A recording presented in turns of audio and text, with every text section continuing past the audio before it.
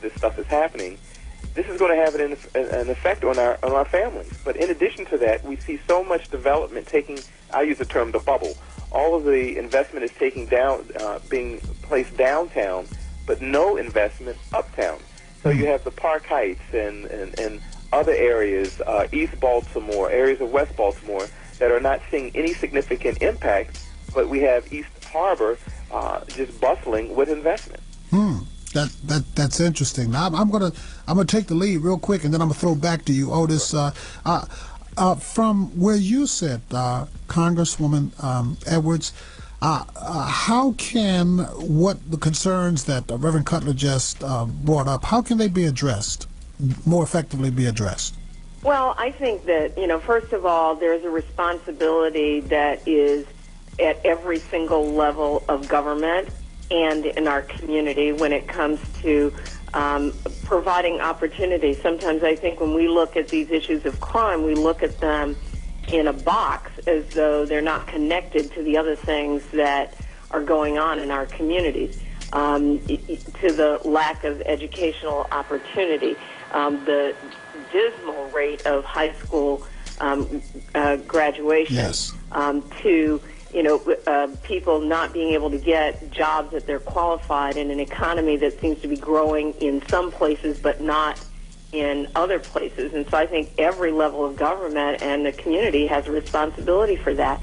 I, for example, just really following several years of making visits to Jessup Prison and working with our incarcerated population, recently released returning citizen population in Prince George's County, I introduced a bill that would do something that would restore Pell Grant opportunities for incarcerated individuals and open those opportunities afterwards, because people come back to our communities. Right. And if you don't offer an opportunity for education, you may be offering the opportunity for crime and a return to crime. And so I don't think that you can look at these questions in a disconnected way. And when the governor cuts back on education, when the federal government cuts back on education and opportunity, they may as well say, here, let's turn over the city to the criminal element, not leaving a lot of other opportunity. Otis, do you want to? The Congresswoman is, and I believe the name of the act that she introduced is called the Restoring Education Learning Act. Is that correct? Absolutely, it is. Yeah, it is. I mean, I introduced this because on so many visits to whether it was to Jessup Prison or to our local jails, I talked to young people and to people who are there, and they said, "What am I going to do? I'm getting out. What am I going to do when I get out? I don't have a high school diploma. I don't have any college education, and I may not be able to find a job because I also have to check a box that says I was a felon." And and I just think that if we are serious about fighting crime, then we need to be serious about providing opportunity. And that's a great segue, Lee, because when you look at the communities that have been largely affected by the unrest that took place during the Freddie Gray incident. But you and I both know that these communities have been living on the margins for years. If you're down at City Hall, you drive 2 blocks west and you have a youth jail. They're spending money to build youth jails but won't put the money in recreation centers. Why is that? Why is that? Well, I think that there's a disparity. The biggest thing that we have to do as a community is we really do have to get more engaged in the political process and hold our leaders accountable. It's in this day and time, it's unexcusable for us to blame and sit and play the blame game when we're not involved in the process. And if you're not a part of the problem, if you're not a part of the solution, then you're a part of the problem. Now, define being a part of the process. Well, Congresswoman, I'm going to throw it back at the Congresswoman and ask her to chip in here and certainly tell us that from a congressional level, from a federal level, and certainly you operating at that level, you can obviously see both at the state and the federal level at work. How do you see people getting more engaged in the process and being a part of the solution?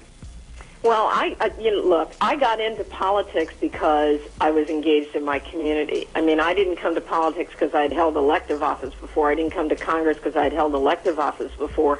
I was involved, active, and engaged in my community. And you know what? That meant sometimes carting my kid down to Upper Marlboro to a county council meeting, or it meant going to a budget hearing, or it meant organizing my community. And that's why I said all of us have a responsibility. I mean, elected leaders, frankly, are going to do as much as the demand that's placed on them. And I think that, when you look at, there are some areas of Baltimore that have been heavily invested in, that have been uniquely heavily invested in by with support from members of Congress, with support from our senators, with support from the various mayors and councils. And so the demand has to be placed from our community to say, look, it's great that you spend in one place, but you have to spend evenly across the city if you want the entire city to thrive. And I say the same thing about where I live in Prince George's County, that it's not enough for us to spend outside the Beltway. We have to spend inside the Beltway as well, because, and people think that, for example, that you can gate out people, that if you, build a ring around or a gate or, privileged access, then that keeps out the criminal element. The problem with that assessment is that all of us get impacted when one part of a city or one part of a county or community is not thriving.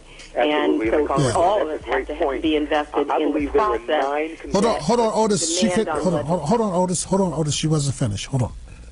No, I just said we have to put the demand on legislators. I mean, and that's what I did when I was active in my community. And frankly, it's what I expect from my community and constituents with regard to me and my leadership. Demand that I do something, and then I will. And, we hear voices all the time from, all kinds of lobbyists and, everything else. I want to hear the voices of our constituents saying, invest in my community. Now, Otis, what were you going to say? And I had something I wanted to chime in right on that thought there, but go ahead, Otis. Right. And so the congressman pointed out that when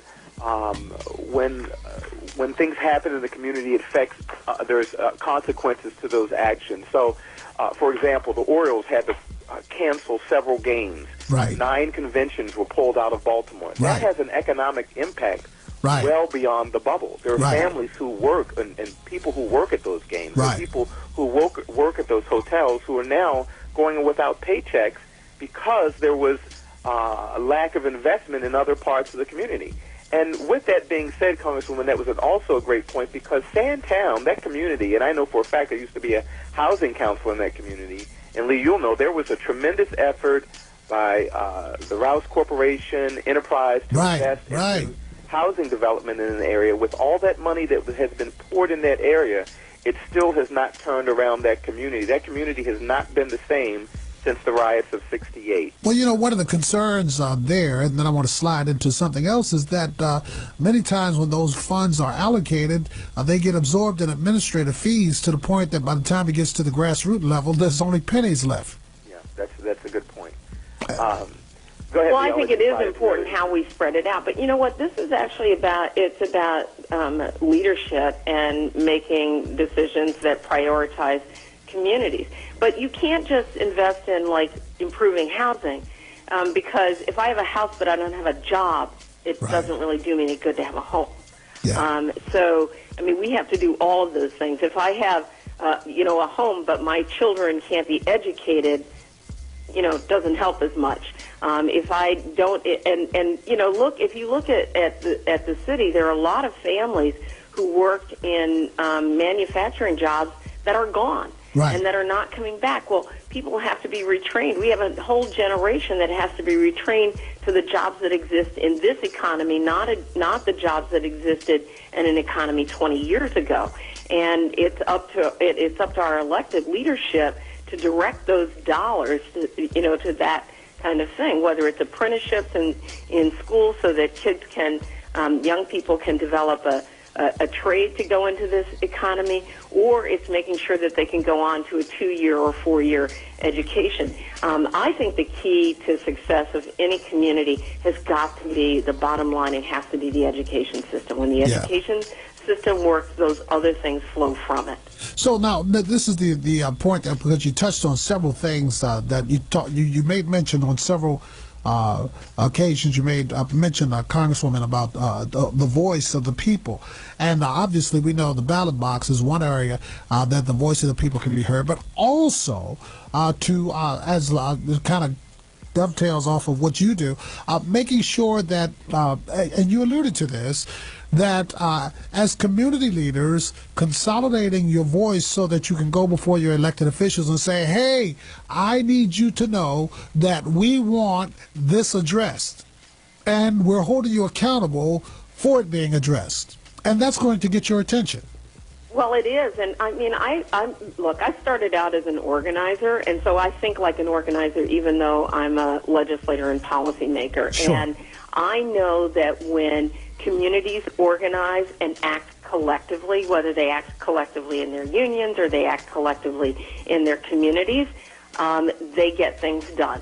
And so I really believe in the power of that to elevate the voices of individual citizens. I mean, one person standing alone does not have nearly as big a voice as, hundreds and thousands of us standing together. And so I sometimes look at voting. Voting is kind of one way of participating, but in some ways it's not the most important, because if you vote but then you don't show up to the city council hearing, if you vote and then you don't get active in your community, then you kind of, you haven't really used that vote. You haven't used the power of that vote. Just superficial. Yeah.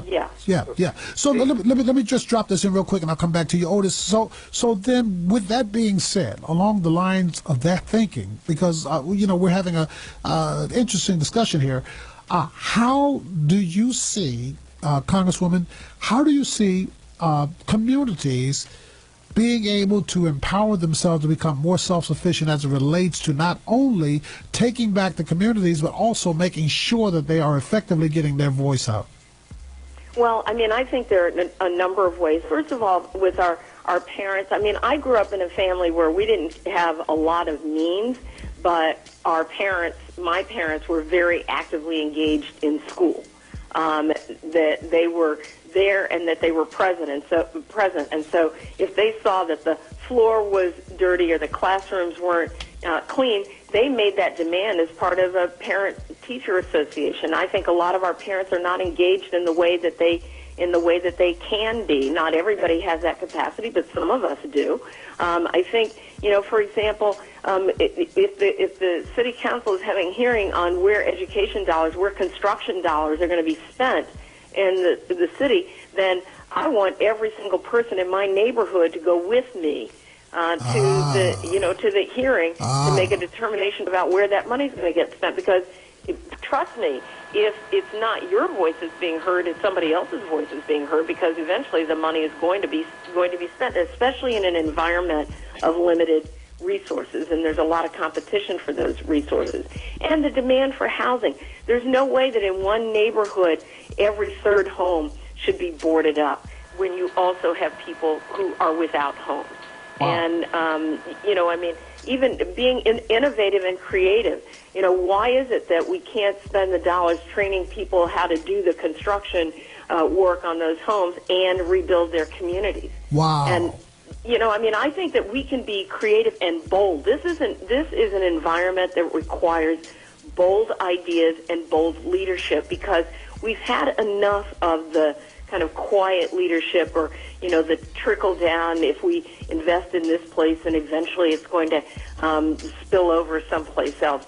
That clearly has not worked for an overwhelming majority of citizens. Wow. Otis, go ahead. Yeah, Congresswoman, I want to ask, as we've talked about this investment in communities and families, I think there are two talking points I'd like you to briefly touch on.